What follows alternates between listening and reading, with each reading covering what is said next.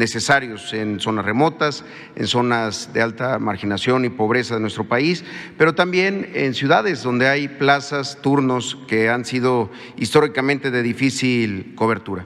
Por eso nos da gusto informarle al pueblo de México, señor presidente, que el día de hoy a las 12 del día se va a publicar esta convocatoria para la Jornada Nacional de Reclutamiento y Contratación de Médicos Especialistas. Esto es un esfuerzo de todas las instituciones del país para cubrir sus vacantes. Lo mismo del IMSS que del IMSS Bienestar, el ISSSTE, Pemex, los institutos nacionales de salud y también los gobiernos de los estados que agregaron sus vacantes a través del INSABI. La página www.medicosespecialistas.gov.mx está publicada la convocatoria que va dirigida a médicas y médicos especialistas y esto siempre apegado a los principios de legalidad, de transparencia, de eficiencia, objetividad, calidad, imparcialidad y también de equidad de género. Si podemos pasar la siguiente. Lo que se va a poder ahí consultar por parte de todas y de todos son estas vacancias, estas plazas que tienen recursos asignados, que tienen presupuesto, pero que históricamente y que para este año siguen estando vacantes. Son 13,765 que están en todo, a lo largo de todo el país. 5,252 de estas vacantes corresponden a sistemas de salud estatales de los 15 estados justamente en donde el plan de transformación, el plan de salud bienestar se está llevando a cabo este año. Solamente quiero darles un par de datos de estas vacantes. Si tomamos las 5 especialidades donde las instituciones tenemos más necesidad, si lo pueden ver ahí, médico internista es la número 1 con 1,753 vacantes, médicos urgenciólogos con 1,728, ginecología y obstetricia 1,572, pediatría también con 1,517, anestesiología 1,367. Justamente coinciden muchas de estas especialidades, sobre todo urgencias, los internistas o los anestesiólogos, de las que se dejaron de formar históricamente en los últimos años. Se dejaron de formar muchos de estos especialistas que son los que más necesita el sistema de salud. Desde luego todas las especialidades son importantes, pero estas, urgencias, anestesia, son de las que se dejaron de hacer sedes, se dejaron de dar becas y que justamente, como se ha presentado aquí también, se ha ido recuperando esta capacidad de formar a estos médicos de estas especialidades. También, simplemente de estas 5 especialidades está el 57% de la necesidad y sabemos, por la información que se cuenta, que hay muchos médicos de estas especialidades que pueden estar buscando cómo trabajar para el sistema de salud. También es importante decir que hay estados como Veracruz, por ejemplo, o Michoacán, que tienen que concentran un número importante de la necesidad. Y también comentarlo por instituciones, INSABI tiene 8,272 de estas vacantes, que son las que hacen falta en los estados. Nos informó INSABI que fueron 29 estados los que mandaron sus necesidades. Le sigue el Seguro Social en su régimen ordinario con 2,588, el IMSS Bienestar con 1,765, Pemex con 133 y la Comisión Coordinadora de los Institutos Nacionales de Salud y Hospitales de Alta Especialidad con 28 vacantes. Sí, podemos ver la siguiente. ¿Cómo va a hacerse esta convocatoria? Los médicos especialistas, médicas especialistas de todo el país van a poder ingresar a esta página para hacer el proceso de registro, completando datos generales, su nombre, la CURP, un RFC y un correo electrónico y la contraseña para que generen un usuario, un número de usuario. Ya con ese usuario que se les manda por correo electrónico van a poder acceder a la plataforma. Si pueden pasar la siguiente y se puede ir viendo ahí cómo es todo este proceso. Una vez que ingresan a la plataforma con su usuario y contraseña, van a poder ingresar el resto de la información, cuál es su especialidad, la cédula de esta especialidad. Bueno, aquí está desde el inicio, ingresan a médicos especialistas, ahí se le pide que ingresen al registro, ahí esta información va a estar pública para todas y para todos. Ingresan al registro, generan su usuario y generan su contraseña. Se le piden estos datos: nombre completo, apellido paterno, materno, la CURP, el RFC y un correo electrónico para poder entrar en contacto. Además de la especialidad que tienen y el lugar de residencia actual. A partir de esto se guarda, se genera este mensaje en donde se le anuncia que se creó una cuenta exitosa y se envía un correo electrónico que le llega a los postulantes. Ya con este correo electrónico vuelven a ingresar para ya poner su número de usuario y aquí empezar a llenar el resto de los datos. Se precargan los que habían dado previamente y se pide otra información: el domicilio, los datos de contacto, el grado de estudios, y seleccionan la especialidad. Y también ahí, importante decir que tienen que poner su cédula. En el caso de muchos médicos que no tienen tramitada su cédula, se puede poner en un cuadro y la Secretaría de Educación Pública nos ha manifestado que agilizará el proceso para generación de la cédula. A partir de esto se va a hacer un registro exitoso y se genera un nuevo correo electrónico con el número de folio que confirma ya este registro. Si pueden pasar a la siguiente. Posteriormente se va a hacer esta convocatoria que estará abierta, hay que decirlo, a partir del día de hoy y hasta el día en el último minuto del viernes 3 de junio estará abierta la convocatoria. El día martes 7 de junio, en este mismo lugar, vamos a presentar los resultados de esta convocatoria y ese mismo día, el martes 7, se van a generar las invitaciones por correo electrónico para cada uno de estos médicos y médicas para que acudan a las 32 sedes que se van a instalar el 11 de junio, sedes de recepción de toda la documentación y no solo de recepción, ahí estaremos todas las instituciones que estamos buscando a los médicos especialistas para que puedan iniciar ya sus procesos de contratación. Se van a presentar ahí todas las opciones que pueden tener. Por eso es que en la segunda etapa, el médico le estamos pidiendo que nos diga directamente, a partir de su especialidad, cuál es la unidad en donde quisiera laborar y tener 3 opciones. Por unidad ya se incorpora pues en qué estado y también en qué municipio se encuentra esta localidad, además del turno que está vacante, ya sea el turno matutino, el vespertino, el turno nocturno, la jornada acumulada, homologado esto en cada una de las diferentes instituciones.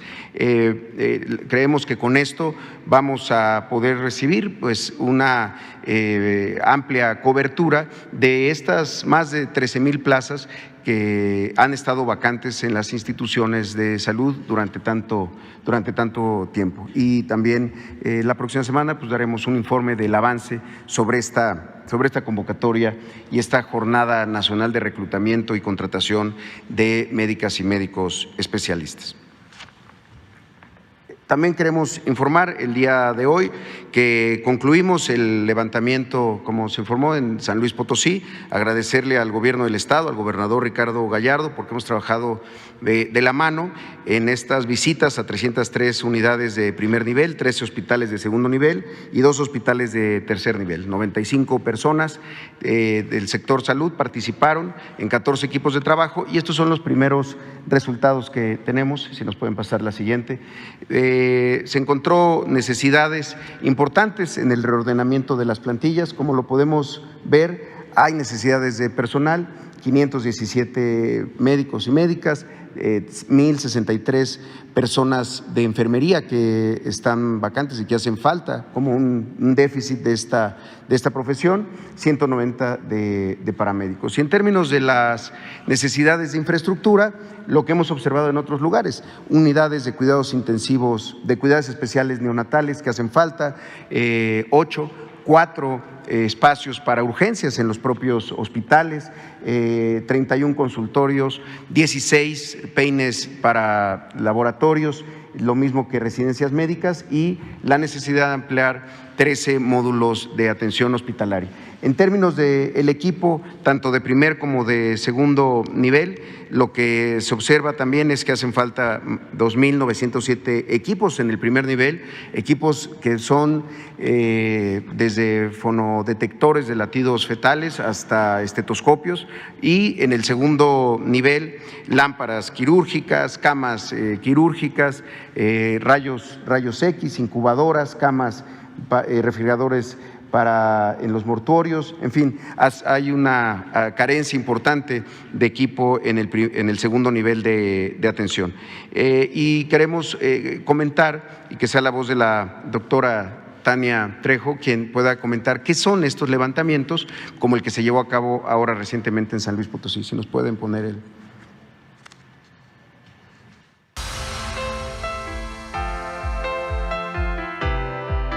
El levantamiento es la primera etapa de este proceso de transformación de los servicios de salud en el estudio que se está haciendo en las diferentes entidades. El levantamiento en San Luis Potosí inició del 2 de mayo y culminó el 17 de mayo. Se visitaron 318 unidades médicas de la Secretaría de Salud, correspondiente 303 a primer nivel de atención, 15 de segundo y tercer nivel de atención. Podemos decir que ya tenemos un panorama de cómo se encuentran las unidades en cuanto a su infraestructura, cuál es su plantilla de personal, es decir, cuáles son sus necesidades, aquellas plazas de especialistas y subespecialistas que están vacantes, los turnos que se van a tener que cubrir en relación a médicos y enfermeras, el estado que guardan las estructuras de las unidades y, por supuesto, el estado y condiciones del equipamiento de todo lo que es equipo que se relaciona con la seguridad del paciente. Después de la etapa de levantamiento viene la concentración de la información y el análisis de la misma para obtener ya los resultados finales y el estatus de inversión que se requerirá para que estas unidades cumplan con el modelo de atención del programa IMSS Bienestar y ofrezcan una atención de calidad y de seguridad en el paciente.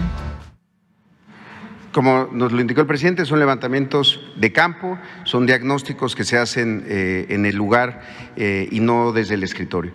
Continuamos con los reportes, en este caso de los avances que hay en el estado de Tlaxcala, sobre todo en la regularización del personal. Aquí tenemos una meta de regularizar a 1,359 trabajadores que han tenido contratos eventuales, en algunos casos hasta por 12, 11 años, y pasamos de 638 a 947, por lo que el avance es del 70%. Se trata de 269 médicos, 580 enfermeras y 98 paramédicos. Si podemos pasar a la siguiente.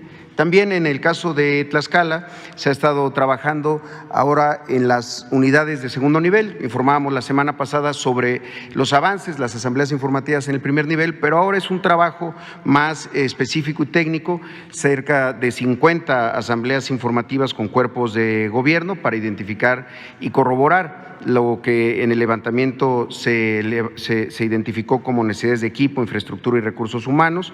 También se han capacitado en 10 hospitales sobre el modelo de atención. También se ha hecho una revisión en 70% de las unidades de los consumos promedios mensuales de medicamentos para poder así calcular el abasto a partir de las recetas surtidas que se emiten todos los días y que se completan satisfactoria o insatisfactoriamente. También se tiene ya un inventario del almacén de la Secretaría de Salud y esta semana iniciamos con la instalación del sistema de administración de insumos para mejorar el control de entradas y salidas de medicamentos y de material de curación.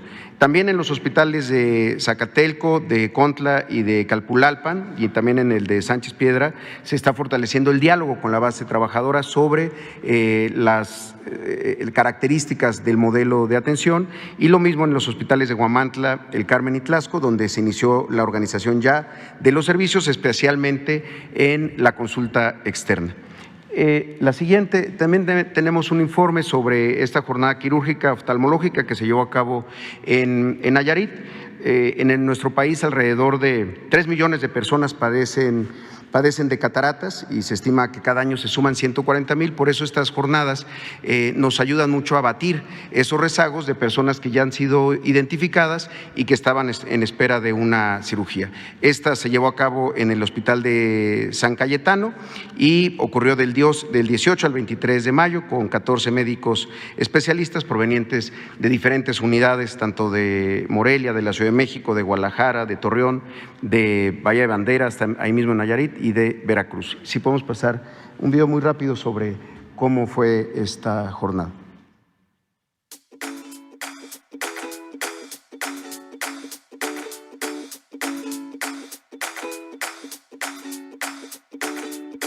Estamos en la unidad rural de San Cayetano de IMSS Bienestar, realizando una jornada de cirugías de catarata y terigión. El objetivo de esta jornada es operar y atender a la población para ofrecerles una mejoría en su calidad de vida. Contamos con equipos que normalmente se utilizan en hospitales de tercer nivel, es decir, de la más alta gama que existe, y afortunadamente con equipos muy nuevos y muy novedosos. Venimos un equipo de oftalmólogos expertos, enfermeros y anestesiólogos para poder atender a más de 400 pacientes para ayudarles a recuperar su visión. Vengo de un rancho llamado El Macho, municipio de Tecuala, Nayarit. Yo vine para operarme mi ojo de cataratas. Estoy muy agradecida de que nos atendieron muy bien los doctores, todo el personal. Estoy muy feliz porque mi ojo ya me quedó bien. En este sentido es importante decir que lo que se busca es que cada estado pueda ser resolutivo y eventualmente ya no se tengan que hacer estas jornadas porque en los estados se tienen la capacidad, los médicos, los equipos para poder llevar a cabo este tipo de intervenciones de manera regular. Y finalmente queremos dar a conocer sobre la instalación de la mesa de transición en el estado de Colima. El secretario Alcocer y su servidor estuvimos la semana pasada. Estas mesas de transición lo que buscan es dar a conocer, informar a autoridades de cada uno de los estados, lo mismo a los integrantes de los congresos estatales, las comisiones de salud, los presidentes municipales, el Poder Judicial, las universidades, las cámaras empresariales, los organismos sindicales, sobre el proceso y el estatus de su avance. En Colima tuvimos una muy buena jornada, no solamente visitando los hospitales, sino también pudiendo dar a conocer esto a las autoridades, desde luego, y a todo el personal de salud y encabezado por la gobernadora Indira Vizcaíno. Podemos pasar a la siguiente. También tenemos un reporte sobre esto.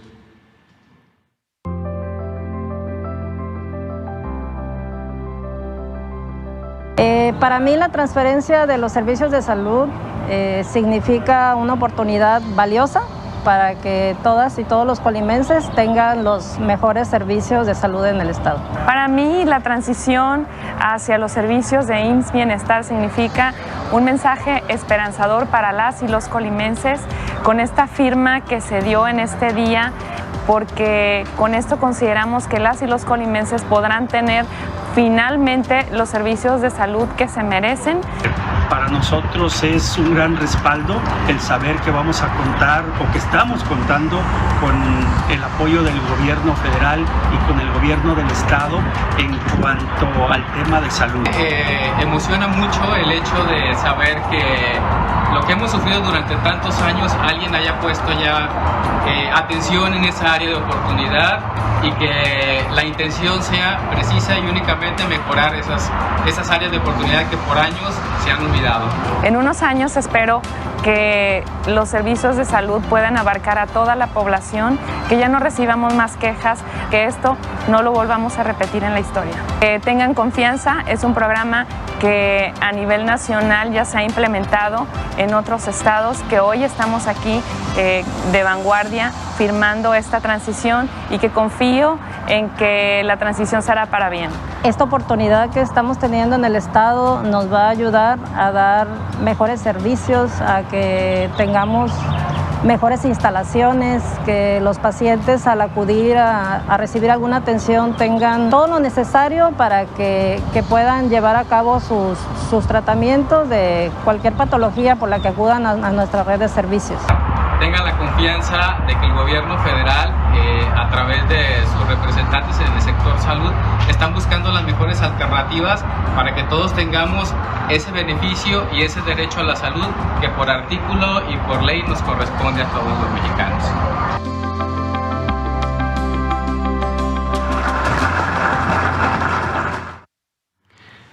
Bien, y por último, como muchos de ustedes fueron testigos, el pasado 20 de mayo firmamos el convenio marco con el gobierno del estado de Sonora, con el gobernador Durazo, y este convenio nos va a ayudar mucho a poder instrumentar los compromisos en materia de salud que se tiene con el gobierno de Sonora, y en particular algunos acuerdos que se tomaron en esa jornada, que se dieron a conocer el propio viernes, y otros que se sumaron durante la gira del señor presidente: el del Hospital General de Hermosillo, para que su entrada en operación sea el 15 de septiembre, el memorándum para que el hospital anterior del general de ahí mismo de Hermosillo, el hospital doctor Ernesto Ramos Burs, pase a convertirse en un hospital universitario IMSS, justamente para la formación de médicos especialistas, además de cuestiones ya muy específicas respecto al Hospital General de Cananea, el Hospital de Tamosura, además de las 10 unidades médicas que hay en esa zona de servicios, y también sobre los avances del Plan de Justicia Yaqui, sobre todo respecto a la construcción del hospital en Bicam Switch, además de las diferentes unidades de primer nivel en Loma de Bacum, en Loma de Guamúchil, en Torim, en Potam, en Uribis, y que tienen que estar listas para este año.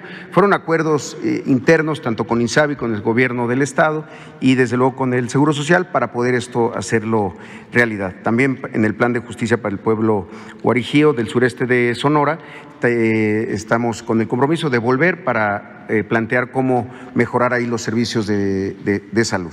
Y para concluir, invitar a todo el pueblo de Nayarit y próximamente Tlaxcala a usar este teléfono, el 895-32-213, el teléfono del Pulso de la Salud, para que nos hagan llegar diferentes situaciones que puedan tener respecto a abasto de medicamentos, a atenciones médicas que se puedan haber visto postergadas, a cuestiones incluso de trato, porque estamos generando folios para su solución de manera oportuna e inmediata. Será todo por nuestra parte, señor presidente.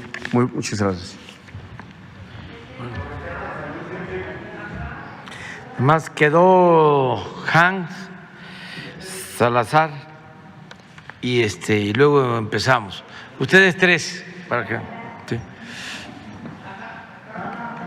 2, 3, 4, 5. Te esperas por. Buenos días, presidente. Buenos días, Hans Salazar de Noticiero en Redes. A propósito del tema de la salud, del pulso de la salud del día de hoy, yo quiero preguntar respecto a los temas de la salud mental. Es uno de los temas que se ha ido agravando a nivel mundial, incluso con el tema de la propia pandemia. Hay problemas de ello también en este sentido, en varios de los servicios que se brindan por parte del gobierno. Sabemos que es una transición, ahora mismo se han planteado varios temas al respecto de esta transición, pero quisiera yo particularizar, especificar esto, porque llamar la atención, pues para saber cuáles son las estrategias al respecto y si en estas plazas también se están considerando también estos servicios para reforzar. El tema de la salud mental es tan grave que también va en aumento los suicidios, la falta de atención, la falta de medicamento, por ejemplo, en la atención psiquiátrica es prácticamente de discapacidad o de vida o muerte.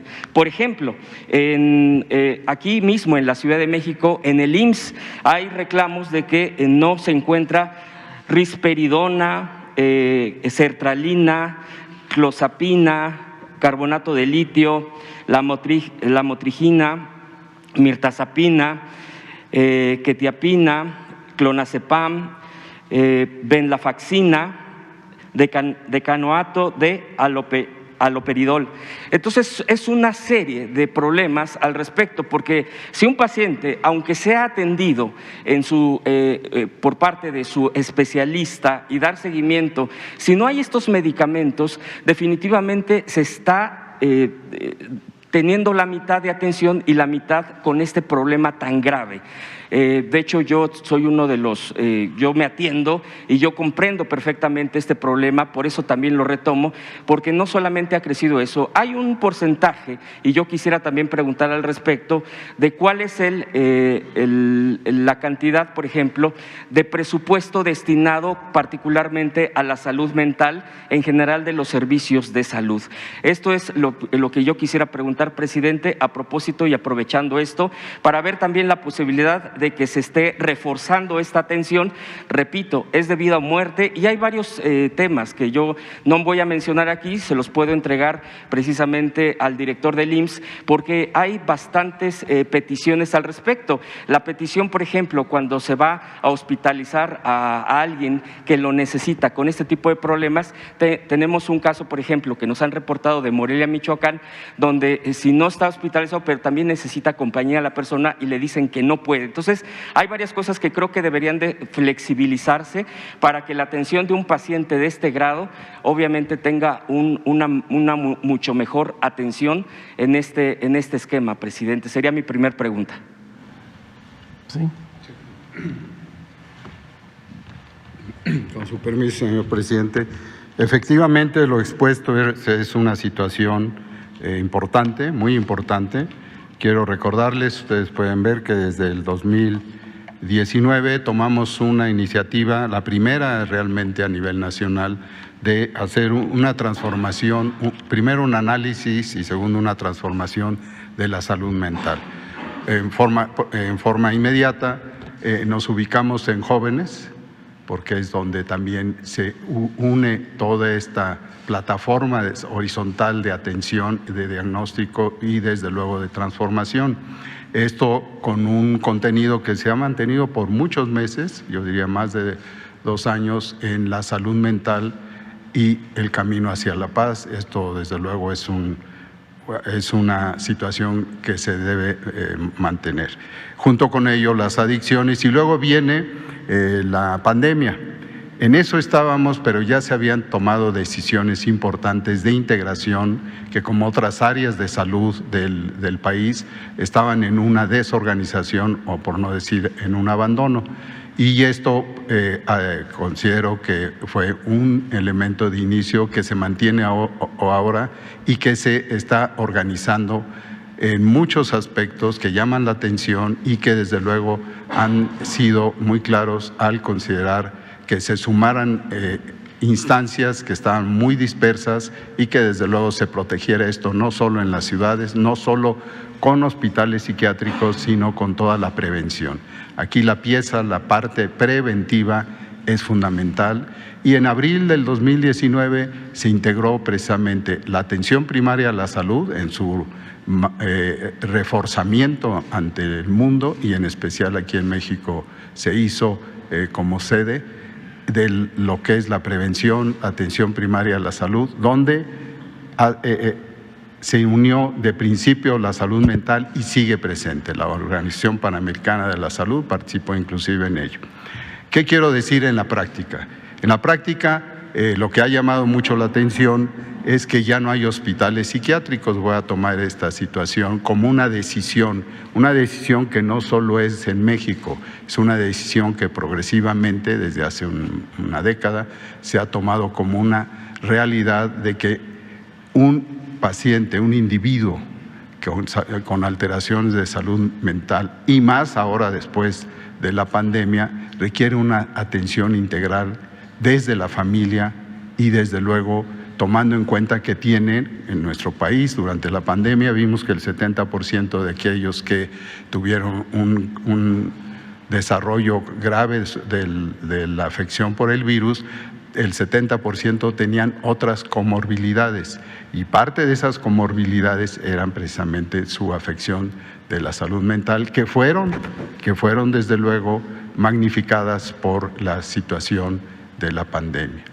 En otras áreas, esta reestructuración, además de dar la oportunidad de que en hospitales generales se tenga un espacio, y que se está considerando en esto que se pregunta sobre la presencia y la solicitud de especialistas en la salud mental, tanto psicólogos, muy importante, como psiquiatras, que se llaman y participan en cada una de estas nueva forma de ver el sistema de salud en general. En ese camino, desde luego, y tomo el apunte, los medicamentos han tenido una cierta dificultad para su adquisición por su producción y además por el uso indebido de estos. Ustedes saben una paradoja, el fentanilo. El fentanilo se usa como droga y desde luego tiene su ubicación en ciertas situaciones médicas ligadas a su uso en cirugías, en anestesias, etcétera. Entonces, en forma ya resumida, tenemos esta integración de las unidades en comunidades que se dan en una relación con las otras unidades en las redes de llamadas de la atención, con hospitales que tienen un centro de atención de la salud mental, y progresivamente esto se va a ir, y ya estamos por cierto, los invito a conocer que el próximo fin de semana arranca Diálogos en Confianza del Canal 11, que es también una estrategia para ir informando a la población, y en este caso va a ser sobre la salud mental y su interacción desde luego con la enfermedad viral que tenemos todavía que atender, el COVID-19. Lo del Seguro Social y relacionado con los medicamentos lo vemos hoy y les informamos. ¿Sí? Muchas gracias. Yo quisiera preguntar también en este sentido, de paso, el tema del Hospital General que se ha demolido en Zaragoza y que sigue pendiente ahí, si es que ya no se puede construir en ese lugar, porque muchas veces la población está preguntando al respecto, aprovechando también este tema de atención de salud pública, presidente. Sí, cuando se habla de salud pública, pues es todo, y desde luego que se incluye la salud mental y toda la infraestructura que se necesita, que se requiere. En este caso, si hace falta el hospital y si así lo deciden los especialistas, se va a construir. Lo mismo en el caso de los médicos, los medicamentos. Hemos insistido bastante que no se trata de un cuadro básico, sino de todos los medicamentos. Es un desafío importantísimo el garantizar el derecho a la salud.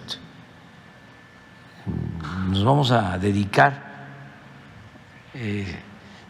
durante el tiempo que falta del gobierno que represento a dejar un buen sistema de salud integral, completo y gratuito, que no sea indispensable el dinero, que la atención médica, los medicamentos, los estudios clínicos, prótesis, todo gratuito, sobre todo para la población sin seguridad social, que es la mitad de la población del país. Pero también estamos mejorando toda esta infraestructura de salud, pensando en derechohabientes del Seguro y del ISSSTE, que viven en poblaciones apartadas, en donde no hay clínicas del Seguro ni del ISSSTE, los maestros que trabajan en el medio rural con sus familiares, ¿dónde se atienden si las clínicas están en las ciudades? Y vamos a tener en todo el medio rural pues una red de hospitales, y pues pertenecen al ISSSTE, pero son ciudadanos, y de acuerdo al artículo 4 de la Constitución se debe de garantizar el derecho a la salud. Entonces, esa atención médica al maestro es la base de la atención a todos los habitantes del país. En eso estamos trabajando todos los días y nos reunimos 2 veces a la semana, todo el equipo del sector salud. Como tratamos el tema de la pandemia, que nos unimos todos, así ahora estamos construyendo, levantando el sistema de salud pública del país.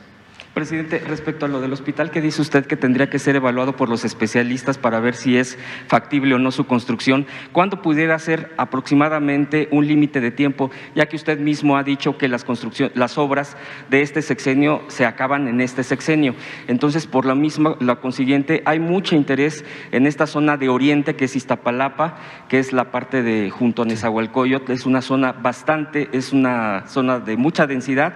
Entonces, quisiera saber, presidente, si pudiera plantearse algún mes, si fuera este mismo año, que se estuviera decidiendo esto de la construcción del hospital del IMSS.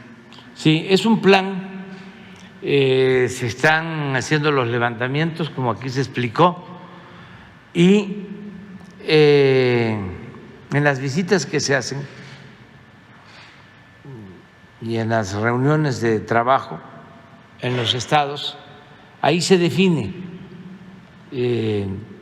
cuáles centros de salud hay que rehabilitar, terminar de construirlos, porque dejaron muchos inconclusos. Lo mismo en el caso de hospitales, y en el caso de la Ciudad de México, una vez que se tenga ya el levantamiento, ya se va a decidir sobre este hospital al que tú mencionas. Se está buscando pues que sea un proceso ordenado, ¿sí? Y espero que nos alcance el tiempo. Tenemos hasta diciembre del año próximo para montar la infraestructura.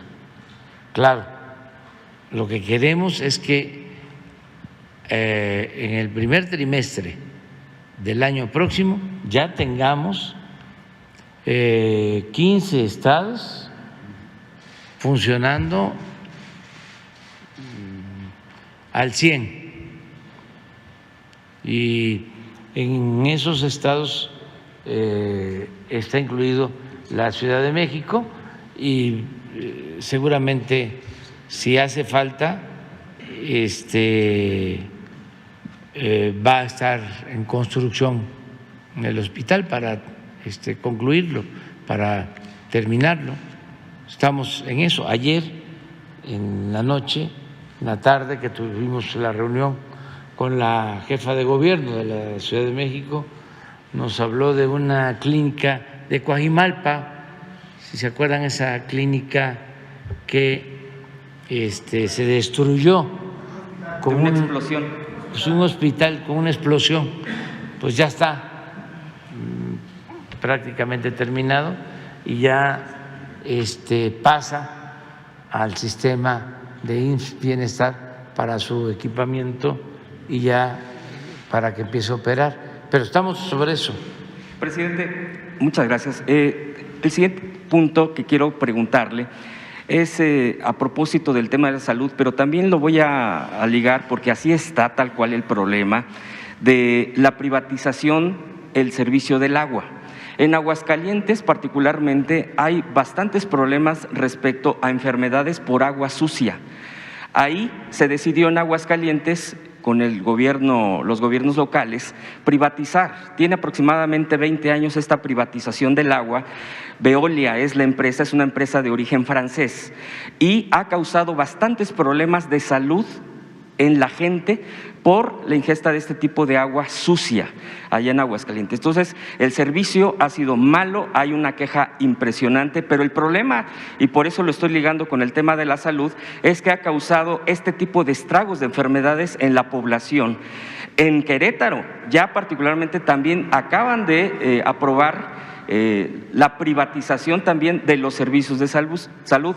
Eufemísticamente lo quieren tomar de otra manera, como aquí usted bien lo pone como ejemplo cuando se privatizan los servicios, y preguntarle también si esto de privatizar el agua, el servicio del agua, el suministro, drenaje, todo esto no choca con todo, porque es privatizar localmente, con lo que tiene que hacer con agua, porque si esto va encaminado a como está en Aguascalientes el problema, pues se va a generar ahora en Querétaro. Con agua, ¿en qué punto queda respecto a este sistema, a este esquema? Y por último, presidente, vienen las elecciones 5 de junio, el problema se ha ido agravando en algunos estados, en particular en el tema de la seguridad pública, que es lo que yo le quiero preguntar.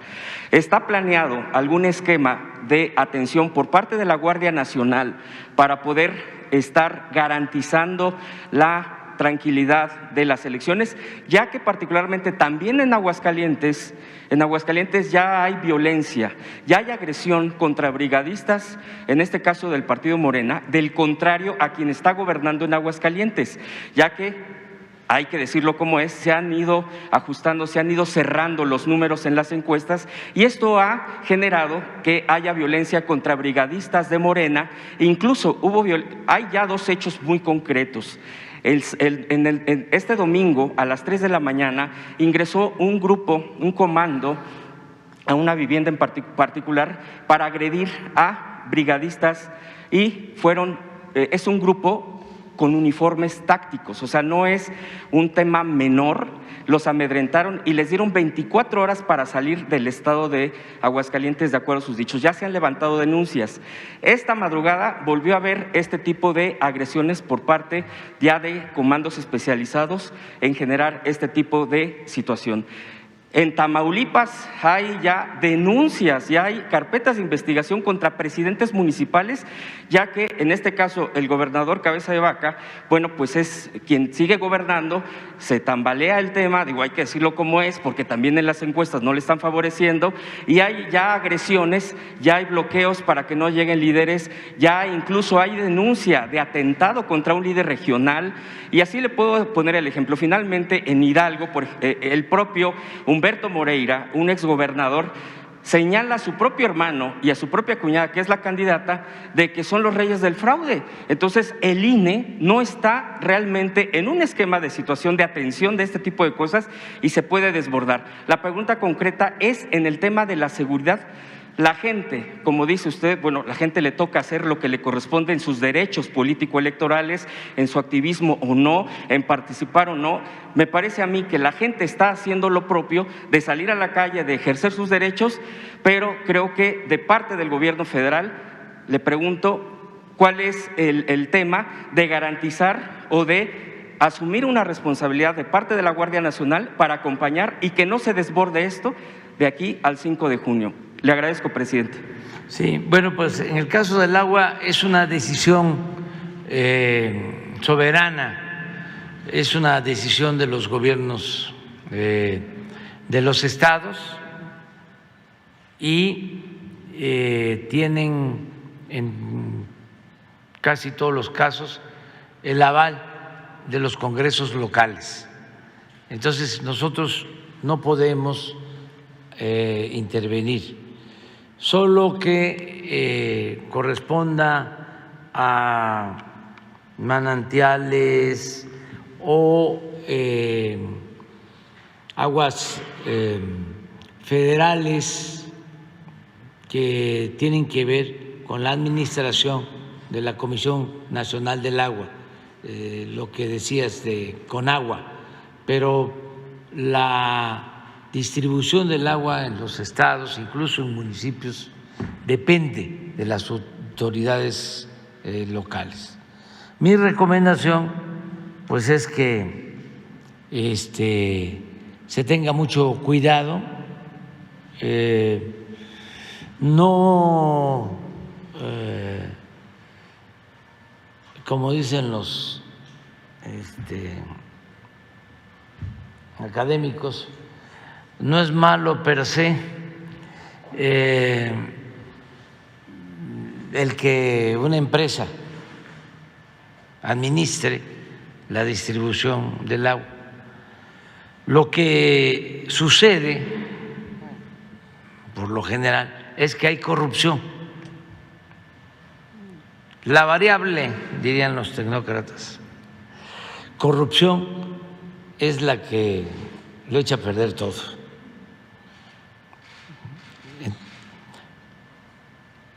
Si hay corrupción, funciona mal el servicio público, estando privatizado o en manos de las dependencias gubernamentales. Lo que hay que evitar es la corrupción. Hay muchas denuncias en el país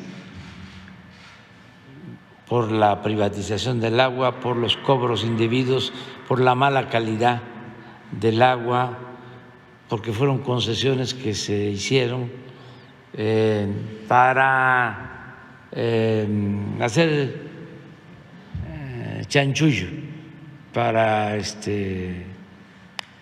obtener beneficios, para cobrar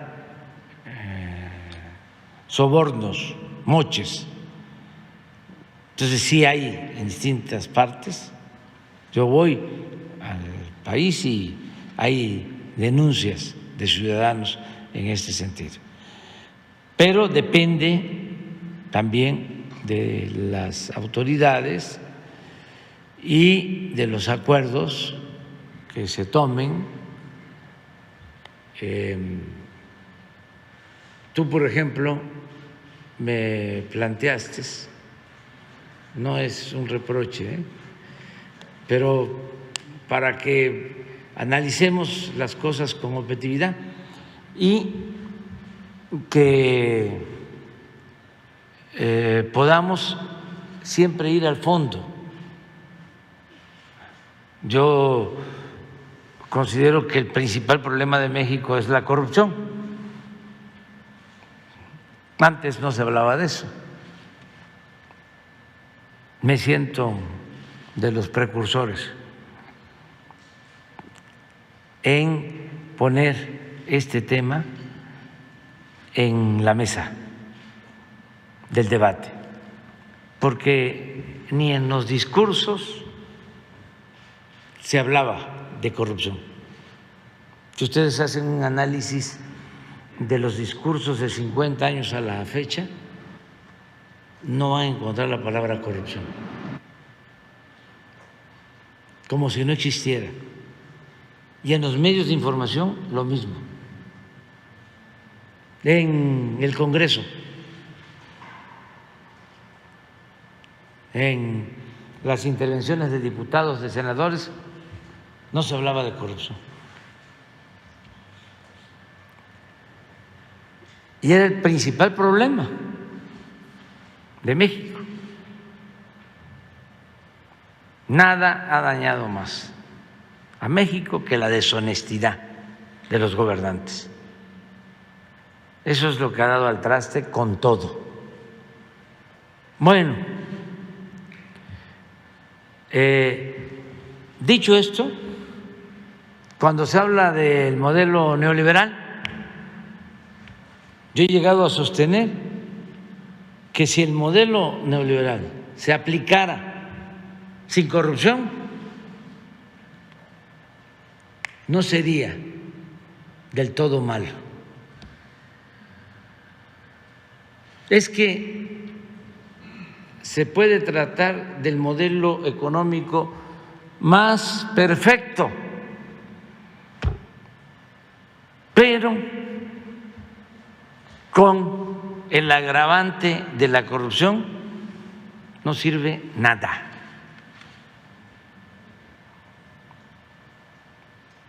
Entonces, el fondo es ese, el que impera la corrupción. Tú, defendiendo a los trabajadores de Capufe, me planteaste, ya me hiciste dudar si fuiste tú. Yo creo que sí. Sí. Entonces, quien está en Capufe es una mujer honesta, Elsa Beites, y le pedí un informe, porque se estaban haciendo recontrataciones y se quejaban algunos de que no estaban siendo recontratados o se les estaba despidiendo, y nosotros tenemos el compromiso de no despedir a los trabajadores. Entonces le pedí un informe. Coincidió, por eso ando recorriendo el país siempre, que estuve en Veracruz y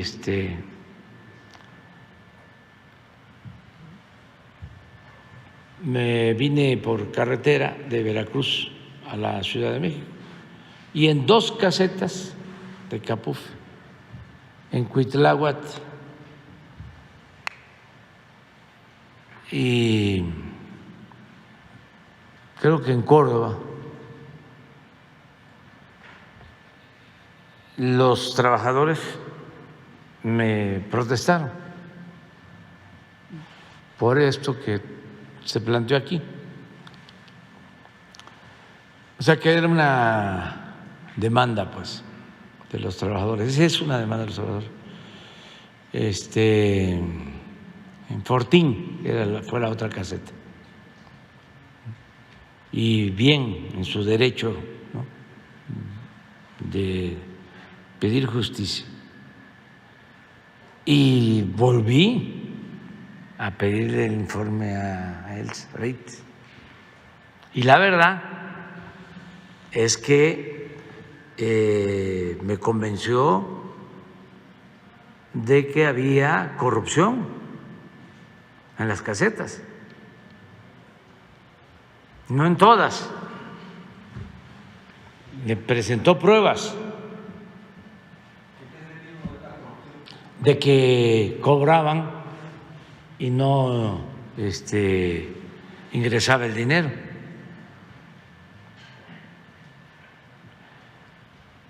Y me demostró de que a partir de los cambios aumentó considerablemente el ingreso de Capuf.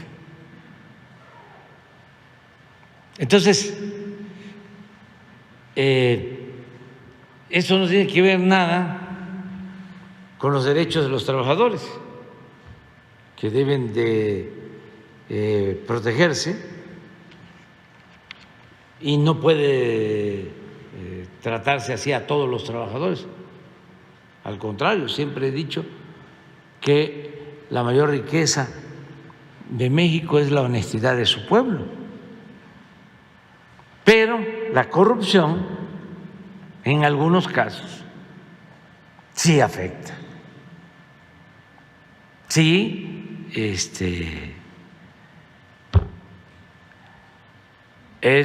como lo he dicho, más que una pandemia, una peste que debemos de terminar. Entonces, esto es una reflexión a partir de lo que sostiene sobre el agua.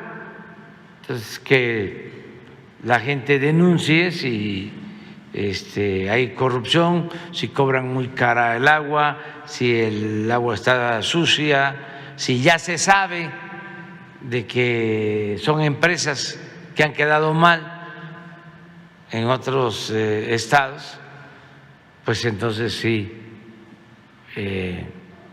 no dar el llamado beneficio de la duda. Al contrario, dar por hecho de que eso estuvo mal y que fue un acto muy probablemente de corrupción. Lo otro, lo electoral, no quiero meterme en eso. Solo decirle a la gente, donde van a haber elecciones, que participen, que salgan a votar, porque los que no quieren la democracia siempre buscan atemorizar, meter miedo. Eso lo hemos padecido durante mucho tiempo, para que la gente no salga. Y con los votos de las clientelas o los votos que compran o los votos que tienen que ver con la delincuencia o que consiguen con la delincuencia, con esos votos les alcanza para triunfar. No es lo mismo que vote el 40% de los ciudadanos a que vote el 70%. Cuando pasa del 50%, ya es muy difícil el fraude. Y entre más participación, menos fraude. Porque pueden controlar a ciertos sectores. Y cada vez es más difícil, porque la gente ya está muy consciente. Ya no es el tiempo del reparto de las despensas, del frijol con gorgojo, o de la amenaza, o te voy a apuntar en la lista porque te va a tocar tu vivienda o te va a llegar tu material de construcción, o vamos a hacer un carrusel y te doy tu boleta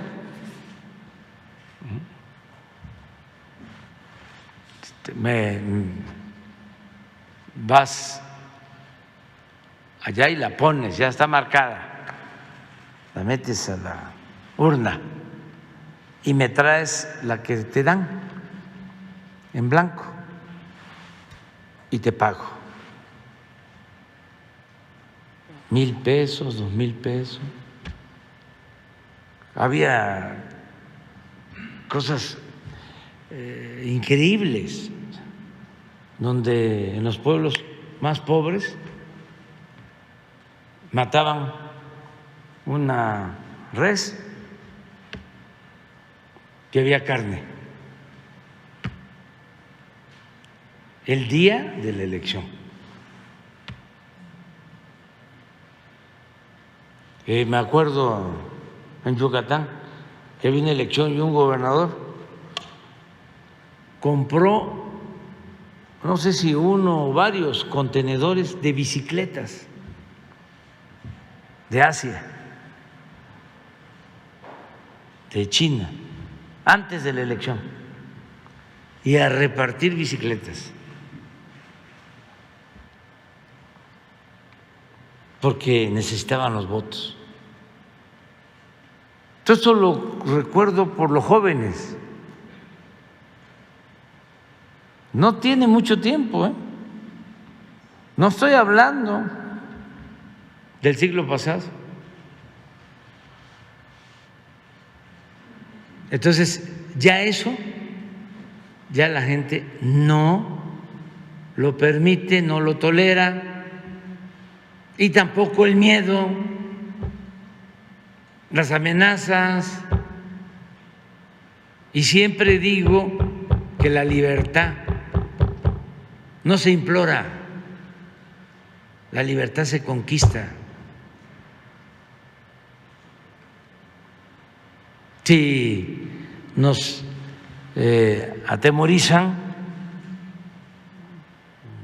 nos quedamos en la casa, nos metemos a la cama y nos tapamos, pues ya estamos vencidos. No, ¿qué nos vamos a meter a la casa? ¿Qué nos vamos a meter a la cama y nos vamos a tapar con colcha? Hay que salir a ejercer nuestros derechos ciudadanos. Ya la autoridad tiene que garantizar que haya paz, que haya tranquilidad, que nadie sea agredido. Eso va a corresponder, como siempre, a seguridad pública en los estados. La Guardia Nacional tiene que estar pendiente, pero que no se dejen intimidar los ciudadanos. Hay que salir, hay que participar, porque quien infunde miedo le tiene miedo al pueblo, no quiere que la gente participe, le conviene la abstención.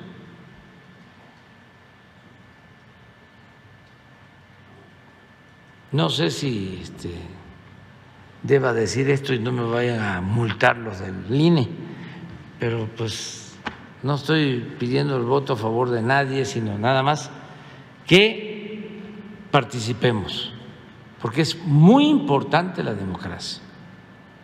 Hablaba yo de la importancia de acabar con la corrupción, pues es lo mismo. Entre más democracia se tiene, menos corrupción. Porque cuando hay democracia hay competencia. Nadie en ningún nivel de la escala se siente absoluto, todopoderoso, porque es el pueblo el que decide. Y el arma más importante del pueblo en una democracia, en el caso de México, es la credencial del elector. Entonces, hay que participar. Eso es lo que puedo comentar. Bueno, vámonos con las compañeras. Gracias. Muy buenos días, presidente.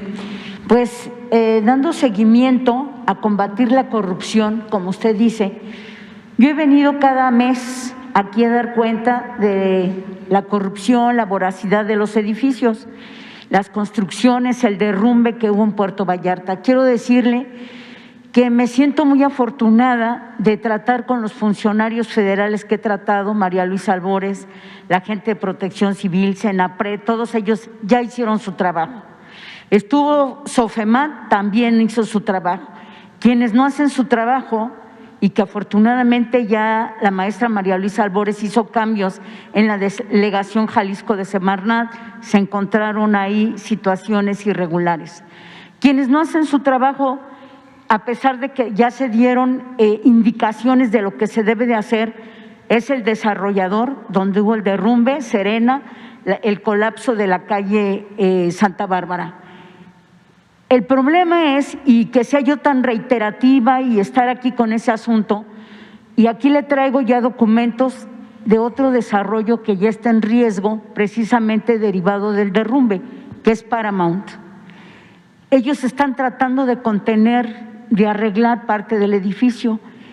La vez que estuve aquí estaba el canciller Marcelo Ebrard, la comunidad quería platicar con él ya mandó un representante, ya hizo el licenciado Andrés Gómez un recorrido conmigo, ya fuimos, ya vio, ya se dio cuenta de todo, y desde aquí lo que pedimos es ahora que la pregunta, porque si pasa una catástrofe, como venimos antes a anunciarlo de el derrumbe y se dio, ahora yo no quisiera que pasara algo ahí, pero todo nos parece indicar que si no se actúa de inmediato, algo va a pasar. Si algo sucede, ¿quién va a ser el responsable? El desarrollador, el perito, el que dio la licencia, el presidente municipal que estaba anteriormente, el que está hoy, que está cargando con todos los procesos legales que le dejaron.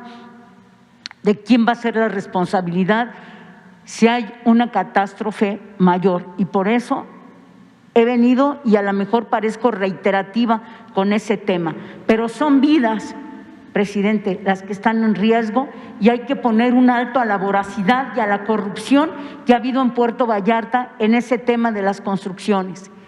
Es por ese lado. Y hablando también, no sé si nos da alguna respuesta con respecto a esto que le digo, y me paso a otros asuntos que tienen que ver también con corrupción, que efectivamente es lo que ha adolecido a nuestro país, a Jalisco, a Puerto Vallarta.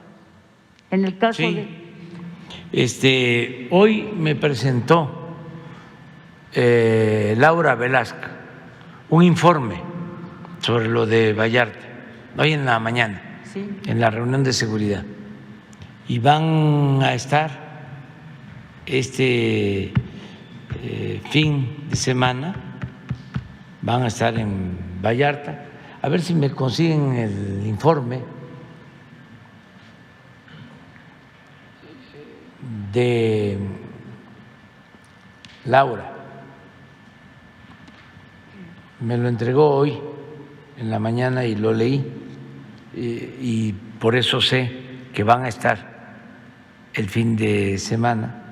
Y todos los funcionarios, presidente, quiero decirle que puntualmente se han comunicado, han ido. Yo estoy sorprendida de la respuesta que dan los funcionarios federales, porque pide uno hablar con algún estatal o algún municipal y hay más respuesta viniendo aquí, que se dé una instrucción, que inmediatamente todavía ni termino salir de aquí, ya se están comunicando conmigo, y lo tengo que decir, porque si fuera lo contrario también se lo diría. Así de que han estado muy bien, y necesitamos ahora que el mamut que tenemos en Jalisco, en Vallarta, camine y empecemos a solucionar estas cosas, y sobre todo esta en particular. Mientras le tienen el dictamen o la nota técnica. Me lo dieron hoy en la mañana. Sí, no es un oficio, Ese es. Es esto, pero me lo dio como un oficio, como un informe de hoy. Pero bueno, es esto. Así es. Sí. Entonces sí van a estar, no sé si ahí lo dicen. Mire, usted no sé si alcanza a ver en la primera fotografía, hasta arriba ya se alcanza a ver un edificio. Ese edificio se llama Paramount y ese ya empieza a verse como grietas, cuarteaduras, y los vecinos, los dueños de sus fincas ya empezaron a hacer algunas labores, y aquí traigo el documento que le envían. El desarrollador no ha hecho nada, las labores que le dijeron que tenían que hacer no se hicieron, el municipio entró una administración, salió la otra, la causante de dar tantas licencias de construcción, llámese Arturo Dávalos Peña, más de 155 licencias de construcción, y eso me trae aquí, presidente. En la segunda foto ya ve usted más edificios arriba, Paramount y otro. Eso, hasta ahí ya llegó la afectación. Por eso, la verdad sí, se requiere. Bueno, si te parece, ahora con Leti se ponen de acuerdo. Sí. Y ella te atiende para ver eso. Y si van los servidores públicos, que aprovechen para ver el otro tema que estás tratando. Gracias. También decirle que aquí le traje el tema de pensiones del Estado de Jalisco.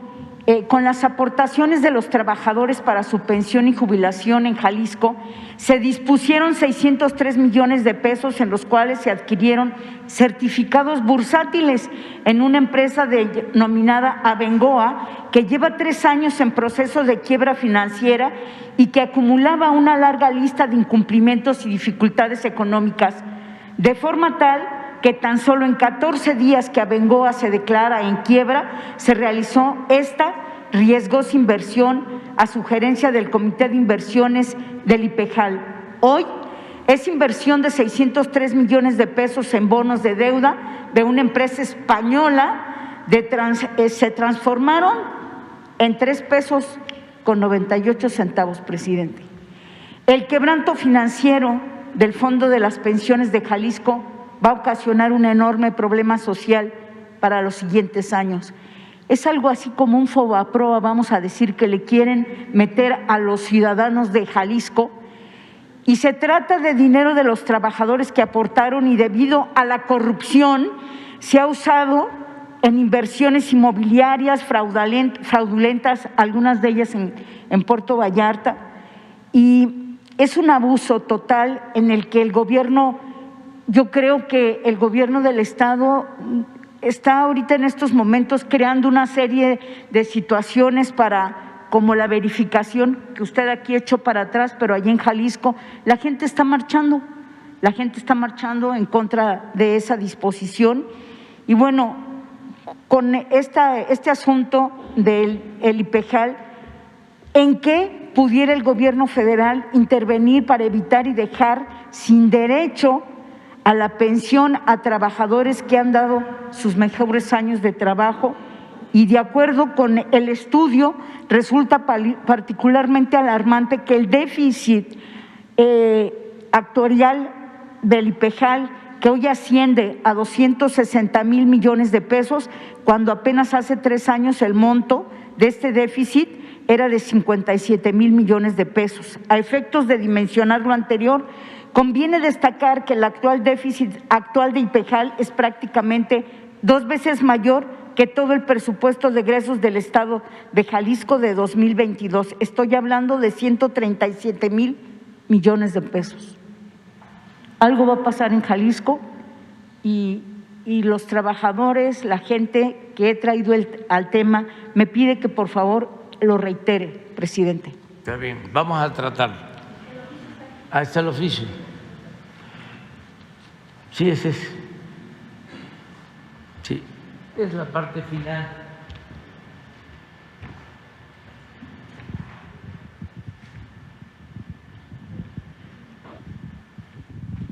Ya, este es el seguimiento, todo lo que tú ya conoces. Sí. y este es el acuerdo. Se designó personal técnico para que el próximo lunes 30 de mayo se realice un recorrido de campo con especialistas de Senapred y el martes 31 se instalará un grupo de trabajo conformado por autoridades de los 3 órdenes del gobierno, entre ellos la Secretaría de Medio Ambiente, la Procuraduría Federal de Protección al Ambiente, la Secretaría de Relaciones Exteriores, Presidencia Municipal, Protección Civil de Vallarta, Gobierno del Estado de Jalisco y la Coordinación Nacional de Protección Civil. Eso es lo que me informa la Coordinadora de Protección Civil. Muy bien. Entonces van a estar allá, entonces, en Vallarta. Allá los veo. Lunes y martes. Presidente, queda pendiente lo de pensiones y finalmente sí, ya para concluir. A ver, en el caso de pensiones es solicitar respetuosamente, ¿no? Porque es un asunto estatal, pues un informe, ¿sí?, al gobierno del Estado. Presidente, y finalmente, ¿se acuerda usted que fue a Vallarta y ofreció 650 millones de pesos para calles, obras y demás? Se fueron al tren a Guadalajara. ¿Se va a reiterar ese dinero a Puerto Vallarta, esos 650 millones? Hay una parte que ya se ejerció en obras de desarrollo urbano en Vallarta, porque yo tenía al principio esa idea de que se habían transferido los recursos para concluir lo del tren en Guadalajara, pero hay una parte que sí se quedó en Vallarta, en algunas obras. Voy a pedirle a Román Meyer que nos diga qué se hizo y qué falta, y ya veríamos cómo le hacemos para concluir con el presupuesto original. Pero ya no son los 600 porque sí hubo una inversión en Vallarta. No sé si fueron espacios deportivos, alguna. En la Lija. Sí, sí, alguna acción se llevó a cabo. Gracias, pero vamos presidente. a informarle. Y ahora sí, disculpando ya para retirarme con esta participación, presidente, el 26 de mayo hay una marcha en Guadalajara. La Universidad de Guadalajara va a marchar, van a salir maestros, académicos, ejerciendo esa libertad para participar. Todo es derivado de 140 millones de pesos que ya estaban etiquetados, que ya los habría aprobado el Congreso para una obra, para el Museo Ambiental y de Investigación, 140 millones de pesos que estaban aprobados. El gobernador los derivó a otra área y se requiere de esa inversión para la universidad. Entonces, ojalá y usted también nos pueda ayudar en algo. Por lo menos decirle al gobernador que, digo, usted ya lo está apoyando mucho para la línea 4, cosa que agradecemos todos los jaliscienses, pero también queremos cultura de paz, no queremos marchas, queremos que lleguen a un acuerdo y que le otorgue el recurso que le corresponde. Muchas gracias.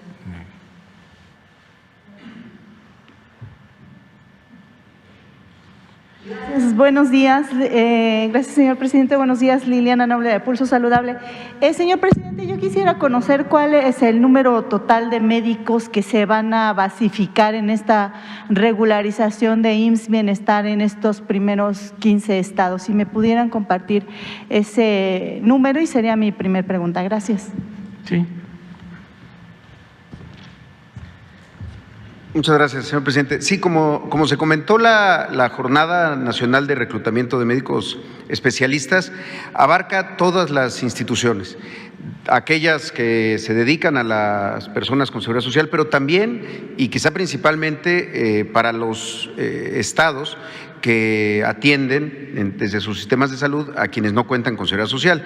Y en estos 15 estados es donde se identificó que de lo que los propios gobiernos de las entidades federativas dieron a conocer, hay cerca de 5,000 que corresponden a médicos especialistas en alguno de estos 15 estados. Idealmente, para nosotros, serían la totalidad. ¿De qué depende? Justamente de que a partir de hoy los médicos, las médicas, puedan ingresar a la convocatoria, revisar en qué localidades, en qué unidades hay plazas disponibles de lo que ellos estudiaron y de donde tienen su cédula profesional, y a partir de eso empiecen a hacer sus postulaciones. La intención es que se contrate a todos, porque hay recursos disponibles para estas contrataciones. Pero lo que estamos intentando empatar, digamos, es las necesidades de las instituciones con la existencia o la presencia de médicos especialistas que decidan ayudarnos en alguna de estas plazas. Pero lo ideal es que fueran pues todos, los 13,765 y en particular los 5,000 de estos 13,000 que corresponden a los servicios estatales de salud para personas sin seguridad social en los 15 estados del país que se están proyectando para este año. La Organización Mundial de la Salud dice que deberían de existir alrededor de 23 médicas, médicos y parteras por cada 10,000 habitantes. La Organización para la Cooperación y el Desarrollo Económico, la OCDE, dice que México tiene 2.4. La mayoría de los países que integran esta organización tienen alrededor de 3.4. En los porcentajes, usted, maestro, es muy bueno como economista con el tema de los números.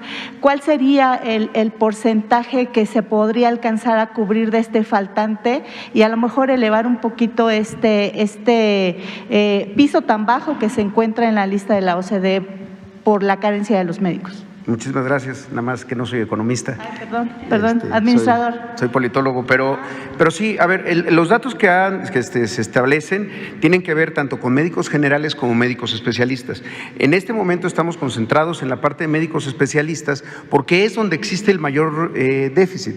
Si nosotros observamos, para ponerle un ejemplo, cuáles son las necesidades del Seguro Social de médicos generales, son cerca de 250 vacantes, que además ya estamos logrando cubrir, sobre todo con médicos que estuvieron ahora ayudándonos en la pandemia. Pero ese indicador respecto a médicos generales en el país está bastante cubierto. Es en médicos especialistas, que tiene que ver justamente con que la formación de estos médicos la realizan las propias instituciones de salud. Es decir, al año ahora se forman cerca de 20,000 médicos especialistas que van ingresando, pero estábamos en momentos, los años recientes, en donde las instituciones estaban formando menos médicos de los que las propias instituciones iban a necesitar. Entonces, la intención es, en el mediano plazo, que México tenga una capacidad de formación para que se cubran esas brechas tan grandes.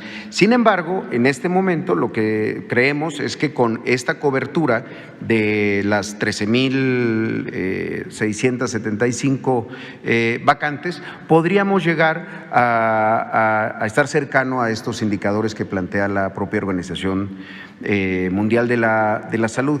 Sin embargo, hay que insistir, esto es producto de muchos años en donde se dejó de formar, no porque no hubiera la intención de médicos generales que quisieran hacer la especialidad. Había muchos, todos los años, cerca de 50,000 personas presentaban el examen nacional de residencias médicas, que es el paso para pasar de ser médico general a hacer la especialidad de alguna de las especialidades, pero se cerraba la puerta a la gran mayoría de ellas, es decir, cerca del 10% eran los que lograban ingresar, y muchas veces había médicos que habían sacado muy buenos puntajes, pero que no se abrían las plazas. no se hacían las inversiones, pues. Y contrario a eso, sí se hacían muchas inversiones en infraestructura y más infraestructura, que quedaba, iba generando un rezago aún mayor de infraestructura con plantillas incompletas. Nosotros lo hemos dicho muchas veces, un hospital sin el personal óptimo, sin su plantilla ideal, no es una instalación de salud, es un edificio nada más. Y ahí es donde empezó este gran problema de pensar que solo era construyendo más y no formando más y abriendo más plazas, más vacantes para los médicos residentes. Entonces, pues es un buen dato para ver quizá a la hora de que observemos cuántos se cubrieron de esta jornada, a cuánto nos acercamos a los indicadores internacionales. Pero va a depender mucho de que esta convocatoria se dé a conocer y participen muchas médicas y médicos especialistas que hay en el país. ¿La basificación es permanente? ¿Cómo se les va a garantizar esta permanencia? Porque hay médicas y médicos, enfermeras que consideran que pudiera ser solamente por un periodo pequeño. ¿Cómo va a ser? No, esto? aquí el planteamiento es, y ya de cada institución se están revisando todas las bolsas de trabajo y demás que están incluidas, pero todas estas más de 13,000 plazas tienen asociado un número de esa plaza, es decir, tienen recursos asignados a esas vacantes, pues. Entonces, la contratación es ya para una base de carácter permanente. Si alguien de los médicos internistas que tanta falta nos hacen en todas las instituciones, el 11 de junio firma su contrato, pues en ese momento ya estará basificado. No es para coberturar plazas eventuales, no, son plazas que tienen recursos, que tienen presupuesto y que muchas veces pues se habían quedado desiertas, vacantes. Gracias. Y finalmente, señor presidente, en una entrevista, el doctor Gadi Sadiki Sirot, en programa de radio, me mencionaba que gracias al modelo actual de la prevención de la Estrategia Nacional contra el Suicidio, de la Estrategia Nacional contra las Adicciones, Código 100, de la utilización de la inteligencia artificial y la tecnología para hacer estos muestreos, para detectar en primeras etapas al posible suicida, por supuesto, y también la Estrategia Nacional de la Atención de la Salud de las Enfermedades Mentales. Este modelo tan interesante se ha visto fuera de México, y países como España, Reino Unido, Inglaterra han estado muy interesados en copiar el modelo. Yo quisiera preguntarle, señor presidente, ¿qué tendría que hacer el gobierno en el resto de su mandato para poder lograr que este modelo que usted encabeza pudiera tener la permanencia y llegado otro gobierno no se eliminara y no se echara para atrás todo lo que hasta este momento se ha alcanzado? ¿Cuál sería esta decisión a tomar, presidente? Pues apurarnos para consolidar el modelo, demostrar en la práctica que funciona, que es eficaz, y eso la gente lo evalúa. Yo les puedo decir, sin temor a equivocarme, de que en los últimos 20 años en México, el programa de apoyo al pueblo mejor evaluado por la gente es el de la pensión a los adultos mayores. La gente es la que evalúa. Entonces nosotros podemos decir aquí que ya están los centros de salud, que ya tienen los médicos, que ya no faltan las medicinas y que se trata muy bien a los pacientes y que ya se basificó a los trabajadores de la salud. Pero si no se consolida en la práctica el sistema, si va una paciente una señora que va a dar a luz y no hay quien la atienda, o le dicen de manera grosera, regrese dentro de una semana, aunque ella ya esté sintiendo de que tiene que dar a luz. No, todavía no, porque se da eso todavía, malos tratos. Pues entonces no estaríamos logrando nuestro propósito. Por eso es tiempo de apurarnos para que tengamos el tiempo necesario y se consolide el sistema. Y una vez que ya esté consolidado, pues la gente lo va a defender. Es como todo. No van a permitir que se desmantele, que se continúe con la política privatizadora o que nadie voltee a ver al medio rural, que se olvide que el sur también existe, como diría Serrat. Ahora no nos va a alcanzar el tiempo y además me gustaría que se haga una vez que tengamos ya la demanda de empleos o las solicitudes para ocupar las plazas, porque lo que quiero que quede de manifiesto, porque hay muchos que de buena fe dudan lo que estamos sosteniendo acerca de que el modelo neoliberal nos dejó sin médicos. Y hay algunos que piensan que exageramos. Pues no tenemos los médicos que requerimos, de acuerdo a la Organización Mundial de la Salud. Esto lo maneja muy bien el doctor y también Alejandro Schwartz. No sé si lo tengan de memoria. A ver, o sea, para explicar, y al final aquí lo vamos a poder constatar, porque vamos a ver cuántas plazas se ocuparon.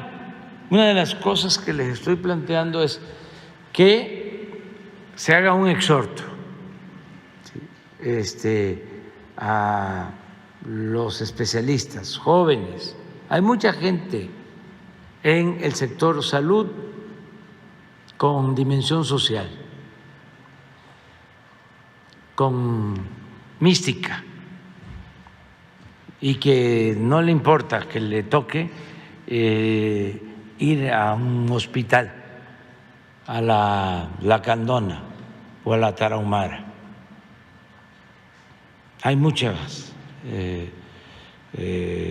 personas, muchos profesionales con esa visión, pero hay otros, ¿sí?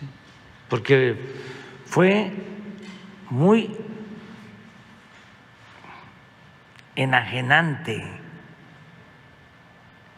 todo este periodo neoliberal. Hay otros que piensan que su mundo es el de la esfera en que se desenvolvieron y que no existe el resto del país. Bueno, un diputado estaba planteando que desapareciera Oaxaca y Chiapas y Guerrero y que nos iba a ir mejor ¿Cómo es eso? Entonces, por eso también es muy bueno el debate sobre lo de la contratación de los médicos de Cuba. Sí, sí, pero primero, porque así se planteó, vamos a llenar con los médicos mexicanos hasta donde se pueda. Como sabemos que no vamos a tener, desgraciadamente, todos los especialistas que requerimos, sobre todo en la montaña de Guerrero, porque ya lo sabemos, conocemos los pueblos de México, sabemos cuál es su situación, recogemos los sentimientos de la gente todo el tiempo. Pero también, con todo respeto, un citadino pues no tiene una visión, pues el que conozca más Nueva York o Madrid, ¿no?, que Chihuahua o Tlaxcala o Chiapas. No es un reproche, pues es que así es esta situación. Entonces, los médicos cubanos ya han estado ayudándonos cuando el COVID, les agradecemos muchísimo. Y la verdad es una vileza el que por cuestiones políticas, ideológicas, por conservadurismo, por una forma retrógrada de pensar, se descalifique. Y el derecho a la salud, pues, es un derecho humano, y es porque hay en Cuba médicos muy buenos, especialistas, van a Europa, fueron a ayudar a Italia en los momentos más difíciles de la pandemia, y cuando salieron les hicieron homenajes.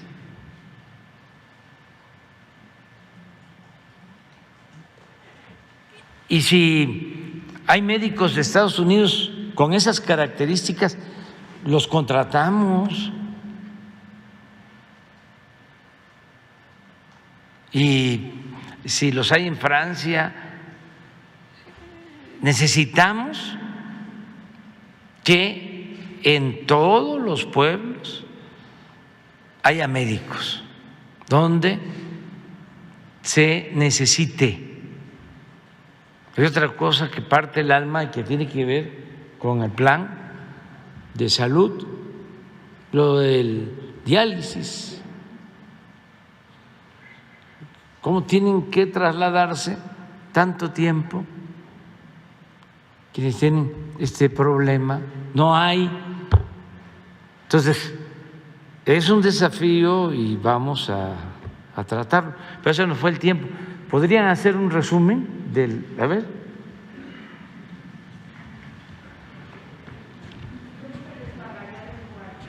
Bien, reiteramos, sí, estoy completamente de acuerdo con el señor presidente, sí necesitamos más médicos especialistas en números, aunque pues estos son sólidos, estamos hablando de 200,000 médicos que con la pandemia inclusive fueron requeridos más, y después esta situación, los 200,000 médicos se ubicaban en 2/3 partes de necesidad de médicos especialistas y una tercera parte de médicos generales.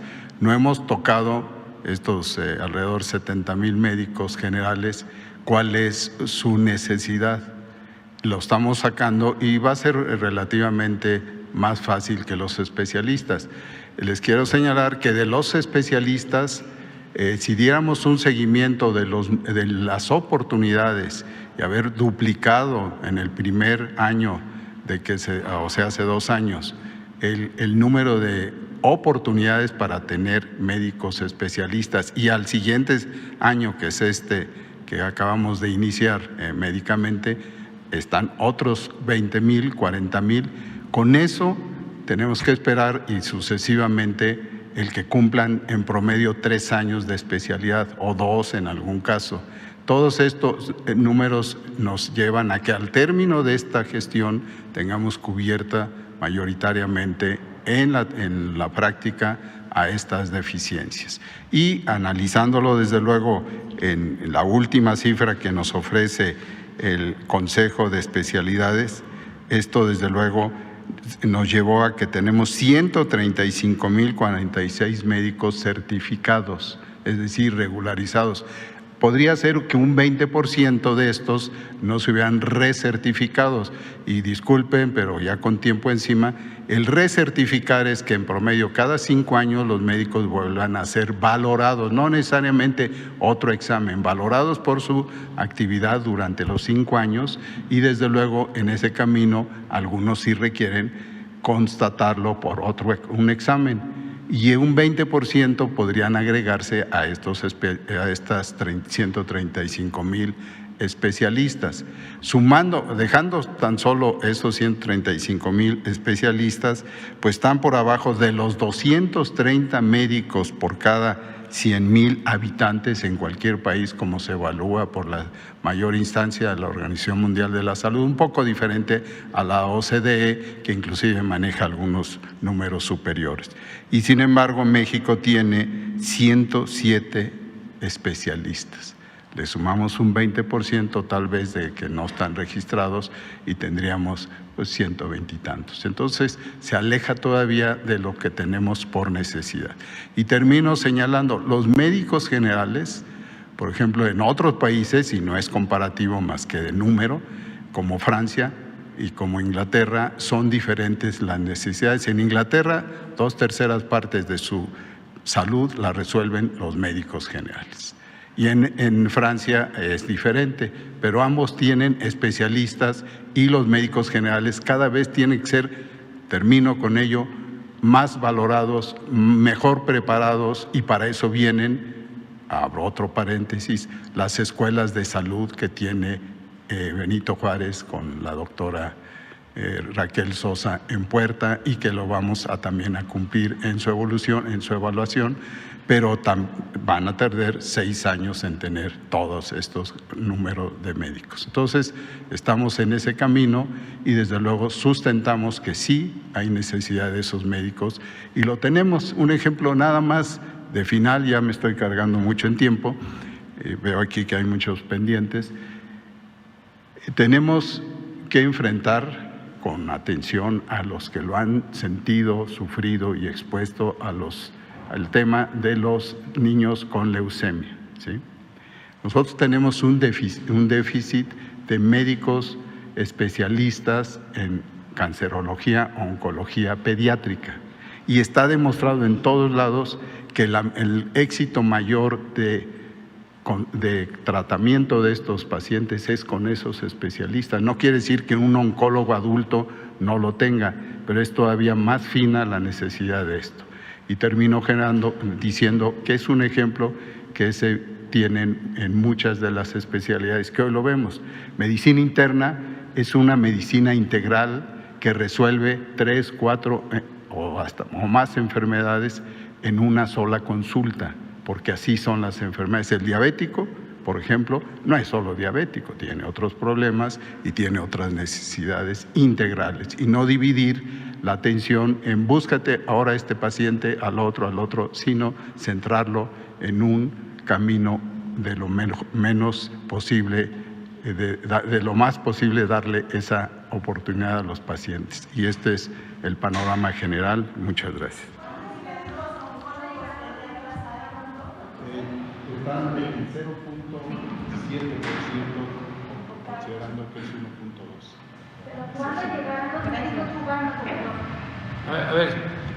A ver, el dato que de acuerdo al doctor, porque es para toda la gente. Tenemos 0.7 por 100,000 habitantes. Sí. Y se necesita 1.2. Ese es por 100,000 habitantes. Ese es el déficit. En número, a ver si el martes, con toda la claridad, ¿sí?, de todas las especialidades. Oncólogos, pediatras.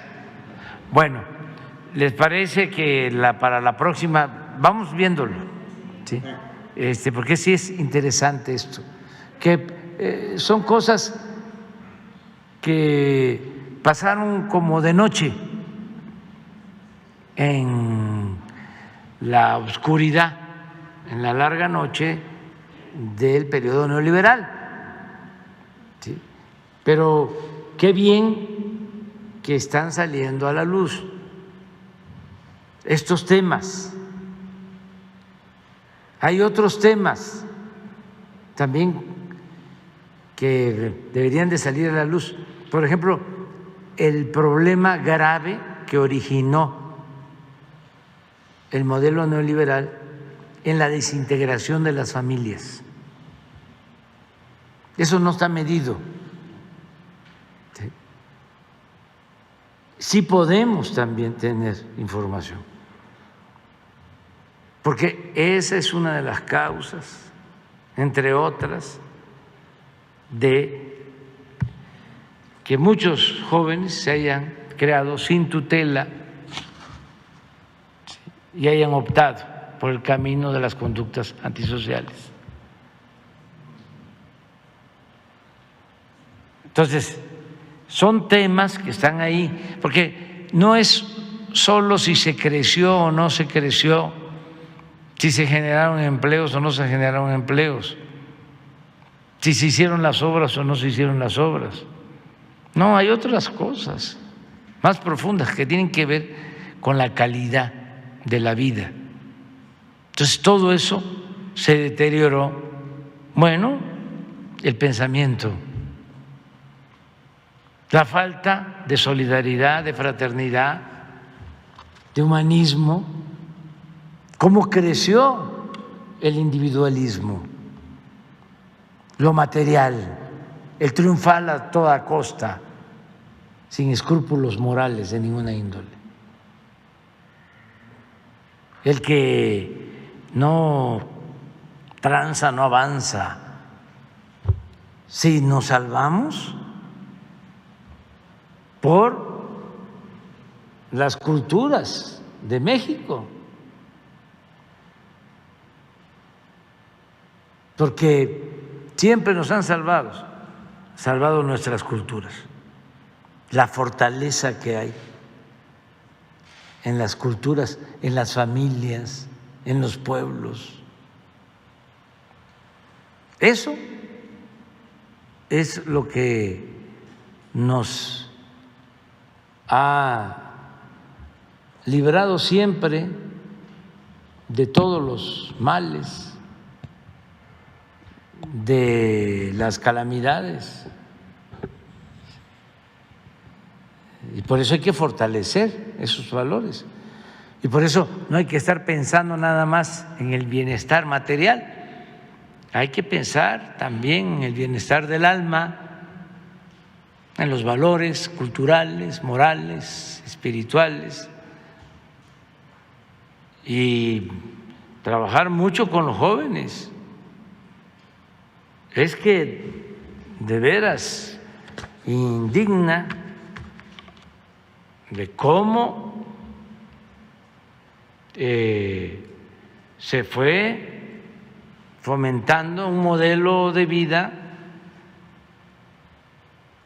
en donde lo material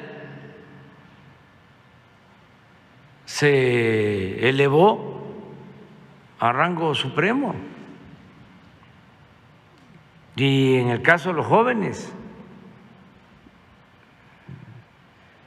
los lujos baratos, las marcas, los ídolos de muchos jóvenes,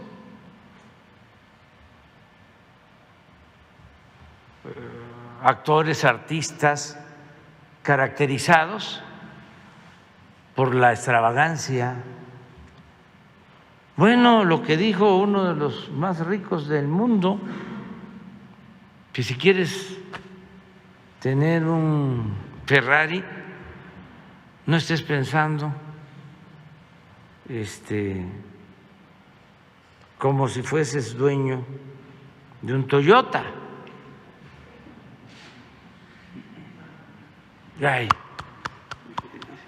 Hay hasta, así como habían los cursos antes de superación personal, así hay ahora ya cursos. Cómo ser exitoso siguiendo a ese que dijo esa barbaridad, con todo respeto. Entonces,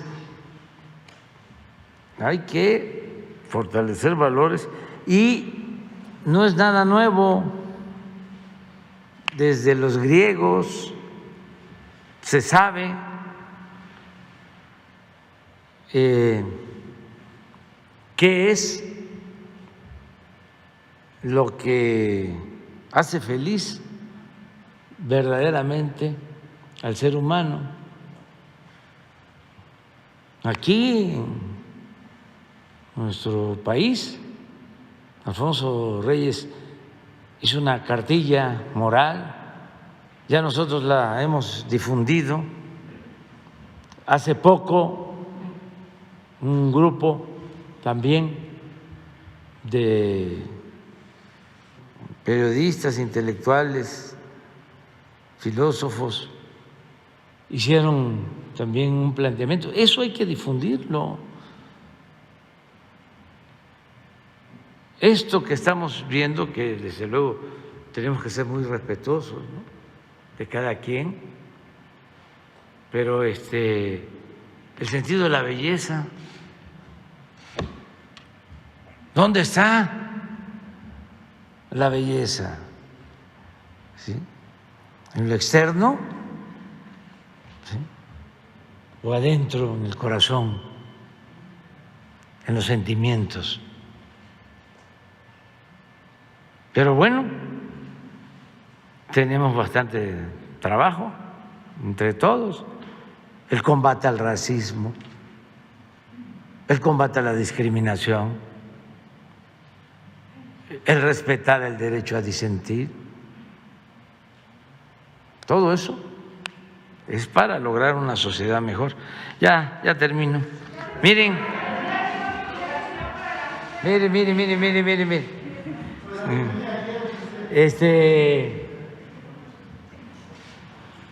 Es el sorteo, martes 28 de junio. Ayuden para que sigamos ayudando. Una casa en Jardines del Pedregal,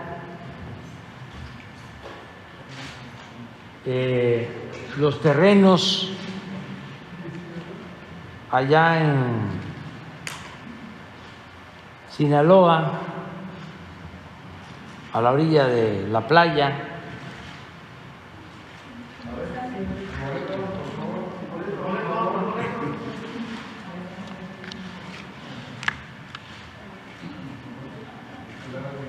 A ver, pon los premios porque sí, en Playa Espíritu es un paraíso.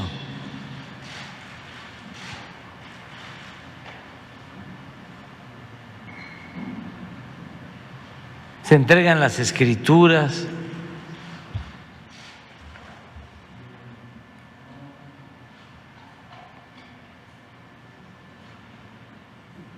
200 pesos.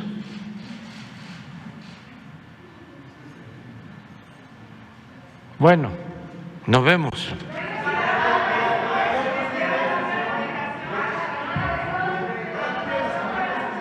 Ah, la cumbre.